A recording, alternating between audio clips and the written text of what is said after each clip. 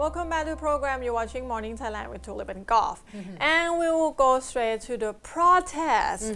Apparently, even though the metropole and the government has been using ISA and announced the closure of 14 roads in Bangkok, which I think create a lot of frustration. Since weekend. Yes, so create a lot of frustration for the Bangkok commuter, which it's not too...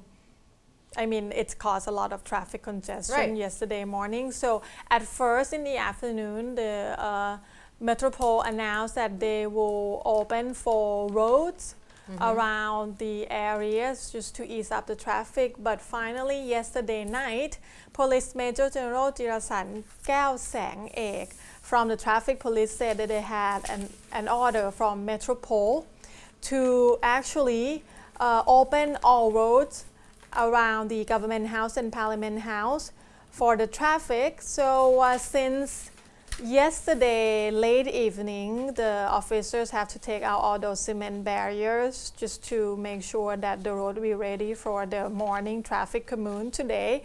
And I think a lot of people will probably see the difference now because of course 14 roads, just crazy. Right. In relation to that, these roads be closed because of the government that were being quite... it's in the relation to the protest that's going on in Bangkok. Currently, right now, there's a report of 3 protests in Bangkok.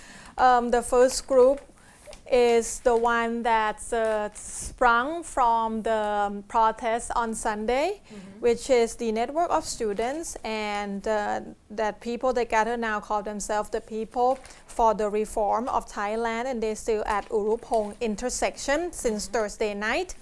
And the second group is People's Army Against the Thaksin Regime, that they actually first dispersed. They were at the government house and they said they will just clear the way for the Chinese Prime Minister. And they said when the Chinese Prime Minister left, they will come back. And now they come back. They are at Lumpini Park. And the third group is the Farmers Debt Network that's under Rama 6 Expressway.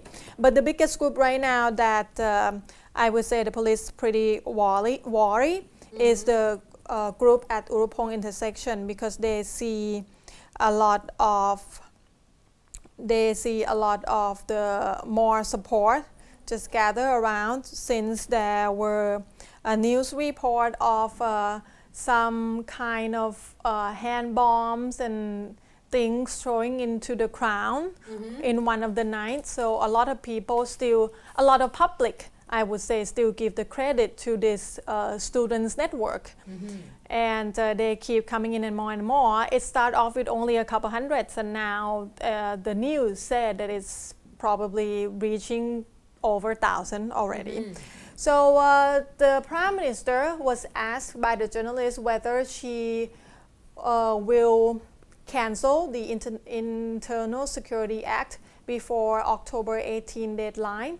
The Prime Minister said that it will be the decision of the Center for Administration of Peace and Order, or we call them for short CAPO, and the National Police Bureau. So she totally gave the authority to CAPO and Thai National Police. All right. So I don't know. It sounds peaceful in last day or two actually. Right. Different from Sunday that we heard before, but with more crowd, I guess we just have to be a little more vigilant about it. Well, because mind you, the new network on the Urupong area, these are technical college students, along with they said some mid-class of the white mask protesters. Yes. Kind of joined them as well. And yesterday I drove past by the area. Oh, I saw a boy. I would say that they're boys wearing school uniform. High school uniform. Oh. Just Isn't it supposed to be screaming? It's supposed to be parent supervised, because they're not really mature in the eyes of law if they are high That's school one kids. of the problem, because I think that some of them are not, I don't think they even know what they are fighting for. And that's one of the problem, that they almost dare to enjoy the violence that might have happened. That's the thing. I was gonna say, if any people that just wanna oppose this group and they can just drove by and throw something in, or like it Yeah. happened before. And that's part. It just excuse me. create more opportunity for disaster. And that's why the authorities are kind of worried. Now, to another thing that authorities kind of worried as well, whether or not there would be a little bit of a opposition today in terms of a second deliberation of the Article 190 of the Constitution, which involve the fact that if it's passed, that means that the MOU or any other agreement with other country some of them might not have to pass the parliament at all. Oh, You don't have to vote on it. The authorities will have the rights to actually sign it then and there. So this is one of the problem that obviously it's past the first deliberation already, but the Democrat today, the opposition party, is planned to vote against the dilution of this particular legal framework for the international agreements. And this is the bill article, 190 of the Constitution, and it will be at the Parliament today. However, one of the person that came out and talked about this bluntly is Constutution Visit, that say that there has been a meeting already, and the opposition party will trying its best to make sure that they prevent this from actually being passed, because of at least two reasons.